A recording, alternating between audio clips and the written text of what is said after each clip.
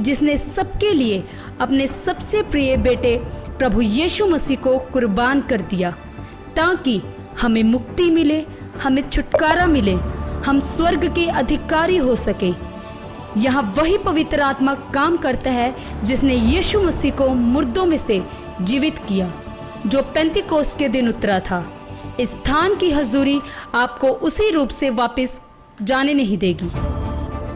प्रभु यीशु मसीह ने अपने अनुग्रह आत्मा से भरपूर एक ऐसे शिक्षक और दास को खड़ा किया है जो प्रभु यीशु मसीह के गहरे भेदों को समझाते हैं, और परमेश्वर उनको जबरदस्त रीति से पूरे देश में इस्तेमाल कर रहे हैं। हमारे आत्मिक पिता प्रोफेट बजिंदर सिंह जी प्रभु के दर्शन के साथ जबरदस्त अभिषेक के साथ सुसमाचार प्रचार कर रहे हैं। प्रोफेट बजिंदर सिंह मिनिस्ट्री देश की सबसे बड़ी मिनिस्ट्री है जो देश के कोने कोने में प्रभु का प्रचार कर रही है।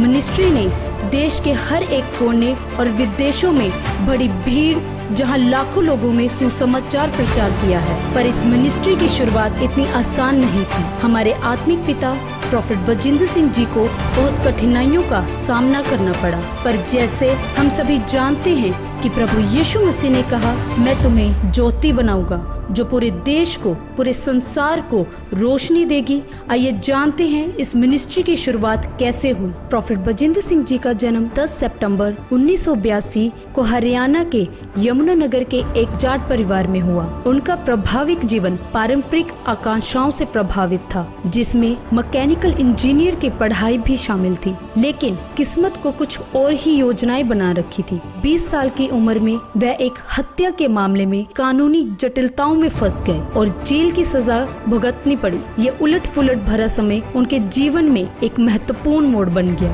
अपनी जेल की सजा के दौरान प्रोफेट बजिंदर सिंह जी के पास प्रभु यीशु मसीह का सुसमाचार पहुंचा, जिसने उन्हें आध्यात्मिक संतावना प्रदान की। ये मुलाकात एक परिवर्तनकारी यात्रा की शुरुआत बनी, जो 2008 में उनके मसीह जीवन को अपनाने की ओर ले गई। मसीह जीवन को अपनाना सिर्फ एक व्यक्तिगत निर्णय नहीं था, ये विश्वास और आध्यात्मिक नेतृत्व के प्रति एक नए अध्याय की शुरुआत को दर्शाता है। प्रोफेट बजिंदर सिंह जी का मसीह जीवन परिवर्तन एक गहरे आध्यात्मिक अनुभव से भरा था। उन्होंने शुरुआती संघर्षों के बावजूद अपने नए विश्वास को अपनाया और मसीह समुदाय में अपनी जगह बनाई।